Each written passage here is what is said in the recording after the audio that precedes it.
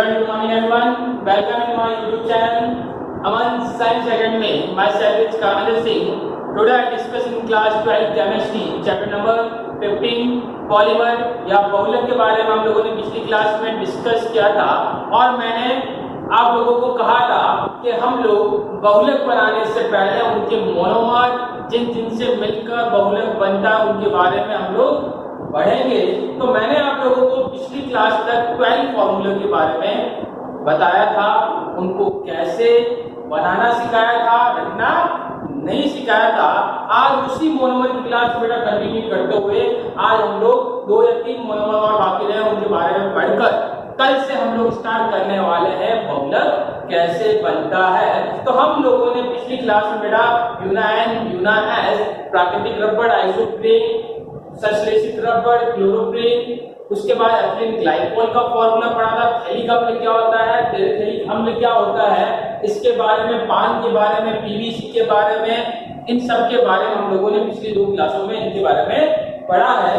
तो आज जो लास्ट जो मैं लेने वाला हूँ मोनोमर की क्लास लेने वाला हूँ बेटा, कल से याद रखिएगा बहुलक बनाना सिखाएंगे इजी मेथड में। आप लोगों को अगर मोनोमर याद है तो आप 2 मिनट में बना लोगे। मोनोमर आप लोगों को याद होना जरूरी है, यानी किन किन से मिलकर वो बहुलक बना है। तो जब भी आप कल क्लास अटेंड करते हो बेटा तो ये जो 14 जो मोनोमर मैंने आपको समझाया है वो आपको पता होना चाहिए कैसे बनता है और कैसे फॉर्मूला उसका बनाया जाता है। तो चलिए आप नेक्स्ट में लेने वाला हूँ 13 फॉर्मूला लेने वाला हूँ बेटा हेक्सामेथिलीन डाइएमीन।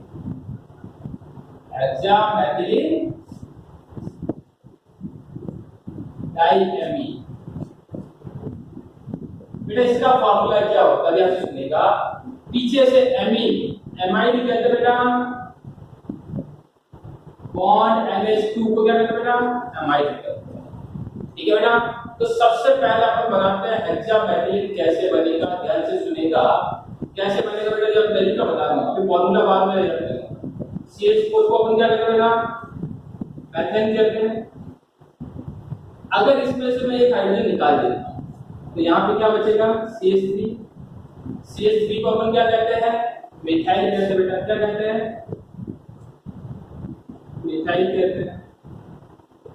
अगर इसमें से मैं एक और हाइड्रोजन क्या कर देता हूँ बेटा, निकाल देता हूँ तो क्या बन जाएगा, बॉन्ड CH2 बॉन्ड CH2। इसको क्या कहते हैं बेटा, मेथिलीन। क्या कहते हैं, मेथिलीन। ये बेटा मैं रटना नहीं सीखा, मैं डायरेक्ट फॉर्मूला लिख सकता था, मेथिलीन का फॉर्मूला क्या है, एमीन का फॉर्मूला क्या है, लेकिन रटना नहीं, बनाना सीखा। ध्यान से सुनिए बेटा, एमाइड कहते हैं बेटा, बॉन्ड NH2 को क्या कहते हैं बेटा, एमाइड कहते हैं। क्या कहते हैं, एमाइड कहते हैं। ध्यान सुनिएगा। अब ये जो मैंने बनाना आपको सिखाया है वो क्या बनाया है, मेथिलीन कैसे बनता है। ध्यान से देखिएगा, जब CH4 को तो अपन क्या कहते हैं बेटा, मेथिलीन कहते हैं। जब मैं CH4 में से बेटा एक हाइड्रोजन निकाल देता हूं तो क्या बनता है, बॉन्ड CH3 बनता है। CH3 को अपन क्या कहते हैं बेटा, मिथाइल कहते हैं। जब इसमें से मैं एक और हाइड्रोजन निकाल देता हूं बेटा, एक हाइड्रोजन जैसे निकाल देता हूं तो यहाँ पे पहले बॉन्ड था, एक हाइड्रोजन निकल के यहाँ पे एक सिंगल बॉन्ड बच गया, तो इसको क्या कहेंगे बेटा, बॉन्ड CH2 क्या कहेंगे, मेथिलीन। अब बेटा याद रखना, मैं इसका फॉर्मूला बनाना सिखा रहा हूं, हेक्सामेथिलीन डाइएमीन का फॉर्मूला कैसे बनता है।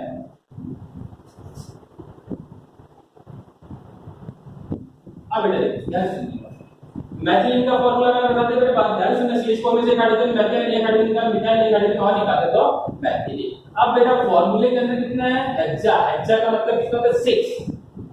कितने मेथिलीन जुड़े हुए हैं, 6 जुड़े हुए हैं। 2 3 4 5 6 जोड़ के मैंने कितने मेथिलीन है बेटा, 6। मेथिलीन का फॉर्मूला CH2 होता है, ये मैंने CH2 लिख दिया बेटा। कितने जुड़े हैं मेथिलीन, 6 जुड़े, 6 जोड़ दिए। अब क्या कहता है बेटा, डाइएमीन। एमीन एमाइड कहते हैं बेटा NH2 को, कितने जुड़े हुए, 2 जुड़े हुए, एक यहाँ जोड़ दो NH2, एक यहाँ जोड़ दो NH2। तो बेटा ये फॉर्मूला इसका बन गया हेक्सामेथिलीन डाइएमीन। इसको और शॉर्टकट में लिखना बेटा, तो ऐसे में लिख सकता हूं बेटा, CH2 कितने हैं, 1 2 3 4 5 6 लिख दिया। यहाँ पे लगा दो बेटा NH2 और यहाँ पे लगा दो NH2। ये भी फॉर्मूला भी सीखा बेटा, हेक्सामेथिलीन डाइएमीन। कुछ नहीं किया, इजी किया। एमाइड कहते हैं NH2 को, मेथिलीन बनाने का तरीका बेटा, मेथिलीन में से एक हाइड्रोजन निकालो तो मिथाइल बनता है, एक हाइड्रोजन और निकालो तो क्या बनता है, मेथिलीन। कितने मेथिलीन है, 6 है, मैंने 6 लिख दिए। दोनों साइड में एमीन, एमीन कितने हैं, एमाइड किसे जुड़े बेटा NH2 को कहते हैं, किसे जुड़े डाई को तो जोड़ दिए तो क्या बन गया बेटा हेक्सामेथिल डाई। Easy formula. आगे वाला जल्दी इसको देखिए, फिर आगे एक इंपॉर्टेंट चीज मैं आप लोगों को समझाने वाला हूं आज, जैसे देखिए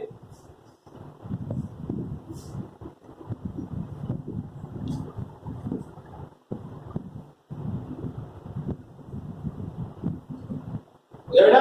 तो हम लोगों ने मतलब 13 फार्मूले पढ़ चुके हैं और लास्ट जो फार्मूला पढ़ाने वाला हूं बेटा, एक फार्मूले से मैं कम से कम 5 या 6 फार्मूले जो आपके केमिस्ट्री में काफी काम आने वाले फार्मूले समझाने वाला हूं। तो 13 फार्मूले मैंने कहा था, तो टोटल 14 मोनोमर के बारे में पढ़ेंगे और उससे अपन बहुलक बनाना सीखेंगे। तो लास्ट का जो बेटा मैं जो फार्मूला बता रहा हूं और अच्छी ट्रिक के साथ समझा रहा हूं, ध्यान से सुनिएगा।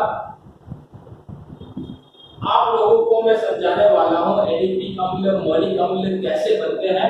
14 नंबर फार्मूला को बेटा मैं बनाना सिखाऊंगा, याद नहीं कराऊंगा।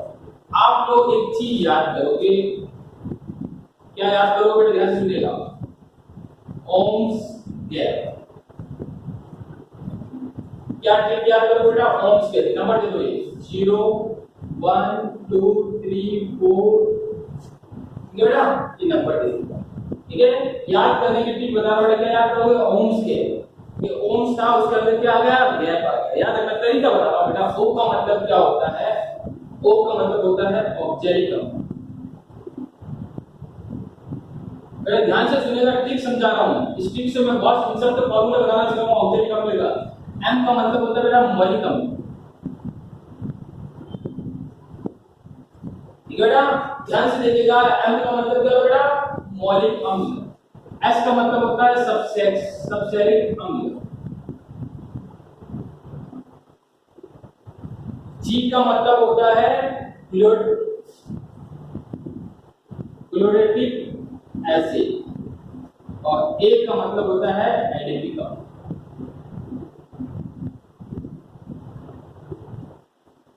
बेटा याद रखिएगा, मैं तरीका बता रहा हूं, मैं बहुत सारे फार्मूले इन सब के फार्मूले बनाना सिखाऊंगा आपको। ये बेटा याद रखिएगा, सारे क्या है डाई ऑक्जेलिक अम्ल से बनते हैं। ये सारे जो होते हैं इनसे बनते हैं बेटा डाई ऑक्जेलिक अम्ल। बेटा डाई का मतलब दो ऑक्जेलिक अम्ल, CHO इन सब से मिलकर क्या बनता है बेटा, ये सारे जितने भी अम्ल मैं बताए हैं उन शेप में याद रखना। ऑक्जेलिक अम्ल का फार्मूला भी बनाना सिखाऊंगा बेटा, ट्रिक याद कर लो, ट्रिक याद होगी तो कोई फार्मूला 6 से 5 फार्मूला बनाना सिखाऊंगा। ऑक्जेलिक अम्ल मौलिक अम्ल सबसेरिक अम्ल क्लोरेटिक अम्ल और एडिपिक अम्ल, इन सब का फार्मूला कैसे बनेगा। तो याद रखिएगा बेटा, ये जो पांचों मैंने लिखे हैं वो उनके अंदर कितने ऑक्जेलिक अम्ल समूह होते हैं, दो होते हैं। डाई ऑक्जेलिक अम्ल से मिलकर बने होते हैं, यानी ऑक्जेलिक अम्ल का फार्मूला क्या है COH। कितने जुड़े होते हैं इन सब के अंदर, दो होते हैं। कितने होते हैं बेटा, दो होते हैं। बात समझ में आ गई। अब बेटा ध्यान से सुनिएगा, मैं फार्मूला बनाना सिखा रहा हूं। तो इसका मतलब दो ऑक्जेलिक अम्ल ऐसे जुड़े होते हैं। अब एक फार्मूला बनाना सिखा रहा हूं, ध्यान सुनिएगा। अब जब मैं कहता हूं दोनों के बीच, जब ऑक्जेलिक समूह के दोनों के बीच एक भी कार्बन नहीं होता है, क्या बेटा यहाँ पे 0 यानी एक भी कार्बन नहीं जुड़ा होता है, तो कौन सा अम्ल कहलाएगा बेटा, ये ऑक्जेलिक अम्ल। इसका फार्मूला ये है ऑक्जेलिक। बात समझ आ गई बेटा, तो ट्रिक से समझा रहा हूं। मैंने क्या कहा कि इन सब के अंदर दो ऑक्जेलिक समूह जुड़े होते हैं, COH से जुड़े होते हैं, दो जुड़े होते हैं। अब बेटा याद रखना, यहाँ पे नंबरिंग इसलिए दी मैं फार्मूला बनाने की नंबर दी, यानी अगर मैं कहता हूं कि जिसके अंदर एक भी कार्बन नहीं जुड़ा होता है, यानी ऑक्जेलिक समूह, दो ऑक्जेलिक समूह नए ऑक्जेलिक अम्ल के बीच में एक भी कार्बन अगर जुड़ा हुआ नहीं होता, 0 कार्बन होते हैं, वो तो कहलाता है ऑक्जेलिक अम्ल। जब बेटा दोनों के बीच में कितने कार्बन, यहाँ पे ये क्या है कार्बन, कार्बन की संख्या, क्या बेटा कार्बन की संख्या। जब मैं कह रहा हूं डाई ऑक्जेलिक अम्ल दोनों के बीच में एक भी कार्बन अगर नहीं जुड़ा होता बेटा, वो उसका फार्मूला हो गया ऑक्जेलिक अम्ल का। जब एक जुड़ा होता है कार्बन तो वो क्या होता है मौलिक अम्ल। जब दोनों के बीच में कितने बेटा एक कार्बन अगर जुड़ा होता है ऑक्जेलिक डाई ऑक्जेलिक अम्ल के बीच में, तो वो क्या कहलाता है बेटा मौलिक अम्ल। क्या कहलाता है, क्या कहलाता है बेटा मौलिक अम्ल। सेल का बोल बेटा, तो एक दो एक फार्मूला किसका बन गया बेटा मौलिक अम्ल। बात समझ आ गई। देखो याद करोगे ओम्स के, क्या याद करोगे ओम्स के 0 1 2 3 4 चार नंबर दे आपको। जब मैं कह रहा हूँ सब के अंदर ये जितने भी हमने मैंने लिखे हैं सब में कितने ऑक्सीजन समूह जुड़े होते हैं बेटा, 2 जुड़े होते हैं। जब दोनों के बीच में एक भी कार्बन नहीं जुड़ा होता तो वो तो एक्चुअली जब दोनों के बीच में एक कार्बन जुड़ा हुआ होता है उसकी संयुक्त हमने पूरी की है तो हमने कौन सा हो गया, मौलिक अम्ल। तीसरा मैं बात करता हूँ सब्सटेरिक अम्ल।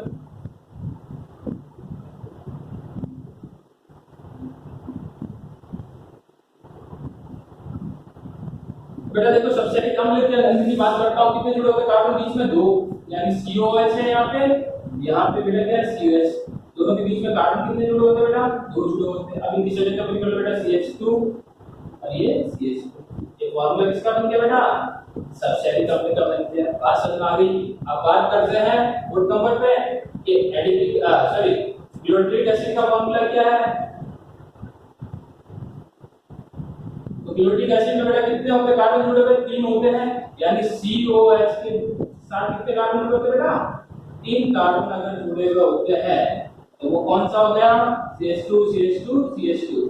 इसका फार्मूला बन गया बेटा ग्लूटारिक एसिड का। तरीका याद रखना, जिसमें एक कार्बन भी नहीं है वो ऑक्सीजन, जब डाइऑक्सीजन के बीच में एक कार्बन जुड़ा हो, मौलिक अम्ल जब 2 जुड़ा हो, सब्सटेरिक अम्ल जब 3 जुड़ा हो, ग्लूटारिक एसिड, और लास्ट में जो मैं लेने वाला हूं एडिपिक अम्ल। बेटा ध्यान से सुनिएगा, इसकी बात कर रहा हूं एडिपिक अम्ल। तो बेटा मैं तो समझा देता हूं, समझ में आ गया बेटा। अब इधर देखिए, पांचों में जो ले रहा हूं एडिपिक अम्ल। ये एडिपिक अम्ल कैसे बनता है बेटा, देखा एडिपिक अम्ल दोनों क्या है, डाइऑक्सिलिक अम्ल से मिलकर बने होते हैं। 2 ऑक्सीजन अम्ल ले लिया मैंने यहाँ पे, यहाँ पे, यहाँ पे। अब दोनों के बीच में ऑक्सीजन सॉरी एडिपिक अम्ल कितने जुड़े होते हैं कार्बन, 4 बीच में जुड़े, कितने 1 2 3 4 जोड़ दिया बेटा मैंने। इसी सभी का कोई कर दो CH2 CH2 CH2 CH2। बेटा ये फार्मूला किसका बन गया, एडिपिक अम्ल का।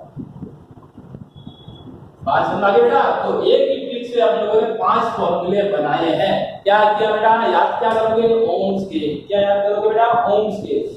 दोनों के अंदर कितने 2 कार्बोक्सिलिक समूह जुड़े होते हैं, COH जुड़े होते हैं। जब दोनों के बीच में 0 कार्बन होते हैं, दोनों के बीच में 0 कार्बन होते हैं वो होता है ऑक्सीजन अम्ल। जब एक कार्बन जुड़ा होता है तो मौलिक अम्ल। जब 2 बीच में कार्बन जुड़े होते हैं तो सब्सटेरिक अम्ल। जब 3 जुड़े होते हैं ग्लूटारिक एसिड। जब 4 जुड़े होते हैं तो वो एडिपिक अम्ल। और एडिपिक अम्ल आपको काम आने वाला है नायलॉन 66 जब बनाएंगे वहां पे आपके काम आने वाला है। तो बेटा बहुत अच्छी तरीके से मैंने आप लोगों को जो 14 मोनोमर है उसकी ट्रिक के साथ मैंने आपको याद करना सिखाया है। तो कल से याद रखिएगा बेटा, जब भी मैं क्लास लेता हूं बहुलक समझाने वाला हूं कल से, तो उसमें आप लोग जो 14 जो मैं तरीके मैंने आप लोगों को मोनोमर बताया है वो आपको लर्न होना चाहिए। तो आज इतना ही पढ़ेंगे, घर रहिए बेटा और पढ़ते रहिए। Thank you.